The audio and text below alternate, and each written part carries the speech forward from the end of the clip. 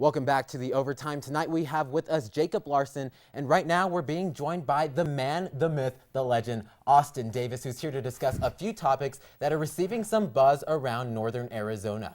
And of course, let's start off with something that's been the source of some controversy for NAU men's basketball, and I'm talking about the loss of junior guard Kris Yanku. You know, he's made his decision to opt out of his senior year on the court with NAU to pursue a professional career. And Austin, we're going to start with you. What does this mean for the future of Jack Murphy's team? Well, first of all, thanks for that introduction. That was great. But Kris Yanku, he really means a lot to this team. You look at this team, and they're very young, a lot of freshmen on this team.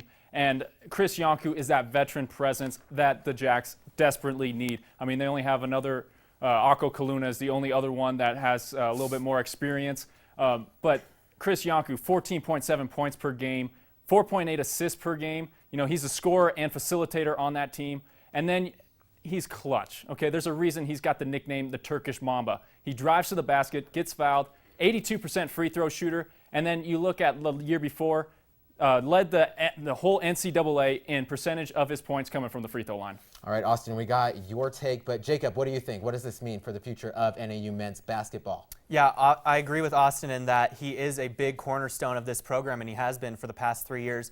But I'm not so sure that NAU is going to miss him all that much. Jack Murphy has kind of brought together this young core this past year, and I think these freshmen that he's brought in can really grow and come together without Kris Yanku being there. Mike Green is one guy that really stands out to me.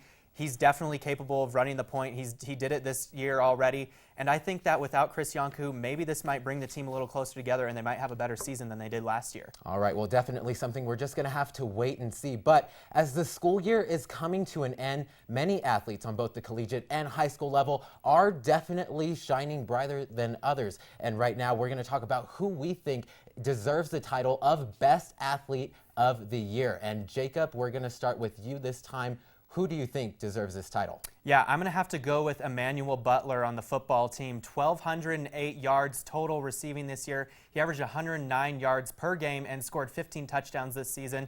He's 6'3", 210 pounds, and he's got an NFL body and NFL talent. I can definitely see him playing at the next level.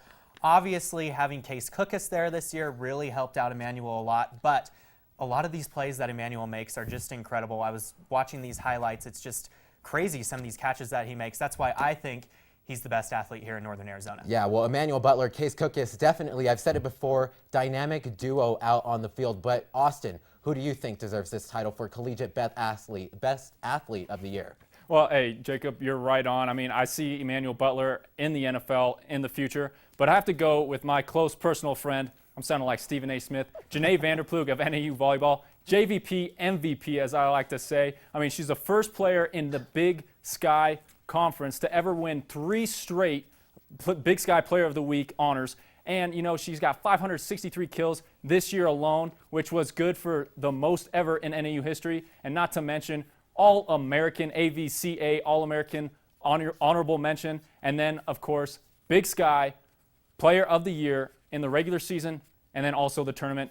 No doubt in my mind, she's not only the best player in Flagstaff, NAU, but I'd say in NAU history. All right, some strong words there from Austin Davis, but we're going to have to move on. WNBA star Elena Delle Donne publicly announced that women's basketball hoops should be lowered from 10 feet to 9 feet. That quickly sparked the debate as to whether or not this should be a legitimate move for women's basketball. We're now going to continue that debate here. Austin, what's your position on lowering the hoops? Okay, first of all, I'm not trying to sound sexist at all, but I do think that they should move the hoops down from 10 feet to 9 feet. Elena Delle Donne, absolute star in the WNBA. I mean, I put her up as one of the best in basketball, period. I mean, she's talking about bringing a different viewership to the game of basketball, women's basketball, that is. And I'm there with her because I've watched many games of women's basketball. My sisters played basketball. You know, I definitely think that lowering the hoops is definitely the right decision. All right, Jacob, quickly, what do you think? Yeah, I'm not in the same camp as Austin here. I think that the girls' game is really, really pure, and that keeping it at 10 feet will help the game. They run their offense, they play good defense, and the women's game is just different from the men's game. And I think that, like, as a basketball purist, that's something that we really need to hold on to. All right, well, that's where we're going to have to leave it. I want to thank both Austin Davis and Jacob Larson for being here with me today. When we come back, we'll have a look at all of the upcoming matchups that are going to be a must-see. Go nowhere.